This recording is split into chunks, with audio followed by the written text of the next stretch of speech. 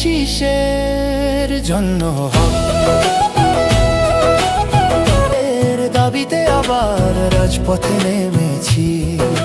হারিয়েছি কতটা সময়, হিসেব রেখেছো নাকি? স্বাধীন দেশে স্বাধীনতা কতটুকু পেয়েছি?